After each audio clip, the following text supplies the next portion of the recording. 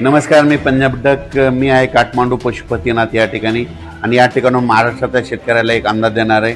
महाराष्ट्रातल्या सर्व शेतकऱ्याला सांगू इच्छितो की तुम्ही काय करा, शेतीचे कामे करून घ्या. आजच्यानं कंप्लीट 12 दिवस पाऊस यायचा राहिलेला आहे. म्हणजे 12 दिवसा पाऊस राहिला आहे, म्हणजे 12 दिवसानं मान्सूनचा पाऊस येणार आहे. म्हणून हे सर्वप्रथम शेतकऱ्यांनी अंदाज लक्षात घ्यायचा आणि शेतीचे कामे करून घ्यायचे. आणि राज्यात सध्यामध्ये आज 24-25च्या दरम्यान पश्चिम महाराष्ट्र, मराठवाडा आणि उत्तर महाराष्ट्र आणि कोकणपट्टी घाटमाटा परिसरामध्ये विखुरलेल्या स्वरूपाचा आज देखील बऱ्याच ठिकाणी पूर्व मोसमी जोरदार पाऊस पडणार आहे. याच्यामध्ये काही ठिकाणी गारपीट देखील होणार आहे. म्हणून हे अंदाज शेतकऱ्यांनी लक्षात घ्यायचा. त्याच्यानंतर विदर्भातल्या शेतकऱ्याला सांगू इच्छितो की विदर्भातल्या शेतकऱ्याचे फोन आले, पूर्व मोसमी पाऊस कधी येणार आहे. तर विदर्भातल्या सर्व शेतकऱ्याला सांगू इच्छितो की पूर्व मोसमी पाऊस तुमच्याकडं 26 मे पासून ते 5 जूनच्या दरम्यान चांगला पाऊस पडणार आहे. वेगवेगळ्या भागात विखुरलेल्या स्वरूपाचा खूप काही ठिकाणी ओढे नाले वाहतील असा विदर्भात देखील 26 मे ते 5 जूनच्या दरम्यान त्या 10 दिवसामध्ये पडणार आहे. सगळीकडे ती एकदा येणार नाही. म्हणून हे देखील विदर्भातल्या शेतकऱ्यांनी अंदाज लक्षात घ्यायचा. पण विदर्भातल्या शेतकऱ्याला सांगू इच्छितो की तुम्ही काय करा, शेतीचे कामे करून घ्या, शेत तयार करून घ्या. कारण की तुमची पेरणी जरा यावर्षी लवकर होण्याची चान्स आहे. कारण की यावर्षी पाऊस शॉर्टकट मार्गाने येत असल्यामुळं, मान्सून शॉर्टकट मार्गातून येत असल्यामुळे तुमच्याकडे देखील मोसमी पाऊस लवकर दाखल होणार आहे.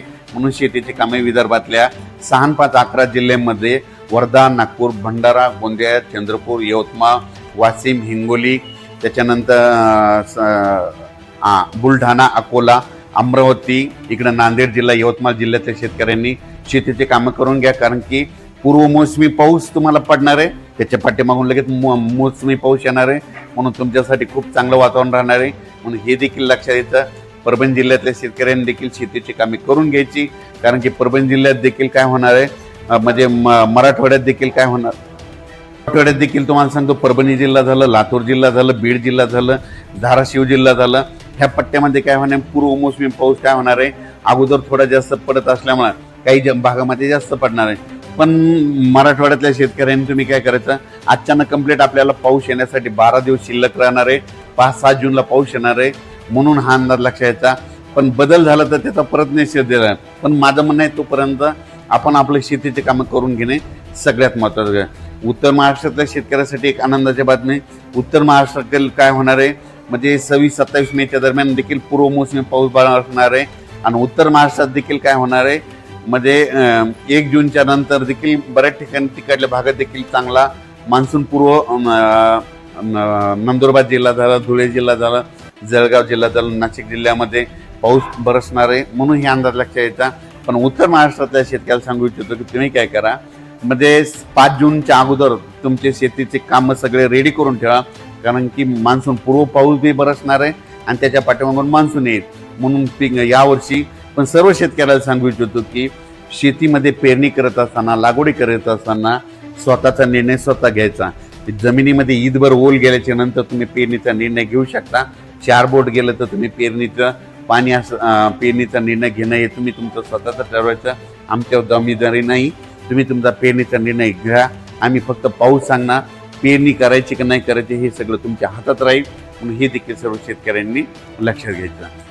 आणि एक सगळ्यात महत्त्वाचं एक सांगतो तुम्हाला, कोणता तज्ज्ञ सांगणार नाही, 1 जून नंतर महाराष्ट्रात पडलेला पाऊस हे मान्सूनचा गृहीत धरायचा. आणि 31 मेच्या अगोदर जे पडेल त्याला अवकाळी असं समजायचं, हे मात्र गृहीत धरायचं. म्हणून काय करायचं, 1 जून नंतर जर तुमच्या शेतामध्ये चांगला ईदभर ओलीचा पावसाळा असला तर तुम्ही तुमचा पेरणीचा निर्णय घेऊ शकता. पण तुम्हाला सांगू इच्छितो, यावर्षी मान्सूनसाठी इतकं पोषक वातावरण कधीच नसतं. पण तुम्ही बघा, 30 आणि 31 तारखेला आपली केरळची देवभूमी चांगला मान्सून सक्रिय होणार आहे. आणि ते सक्रिय झाले त्यानंतर 4 ते 5 दिवसात मध्ये 5-6 जूनच्या दरम्यान तो महाराष्ट्रात येऊ शकतो. म्हणून हे लक्षात घ्यायचं. आणि शेतकऱ्याला एक चांगल्या म्हणजे विशेष बियाणे निवड करत असताना तुम्ही तुमच्या आपल्या पाहुण्याला, आपल्या नातेवाईकाला, आपल्या स्वतःच्या अनुभवानुसार ज्या बियाणाला गेल्या वर्षी आदमध्ये यापुढं पहिलं बी काय उतार आला असे बियाणं निवडा. म्हणजे जे चांगलं आहे, ज्याच्यामध्ये येलो मोजॅक येणार नाही, खोडकिडा लागणार नाही, अशा जाती निवडा. लवकर येणाऱ्या निवडा. पण स्वतःचा अनुभव असेल, पाहुण्याचा, नातेवाईकाचा, असं घेऊन बियाणाची निवड करा. मी देखील माझी शेती करत असताना मी देखील काय करतो, माझा स्वतःचा अनुभव घेतो नातेवाईकाला पाहुण्याला 10 ठिकाणी प्लॉट बघायला जात असतो आणि त्यानुसार मी देखील पेरणी करत असताना वैयक्तिक मी माझा निर्णय घेत असतो. तुम्ही देखील स्वतःचा अनुभव, स्वतःच्या नातेवाईक, पाहुणे मंडळी कोणाला कसं उतारायला त्याच्याहून आपण आपल्या बियाणाची निवड करायची. धन्यवाद.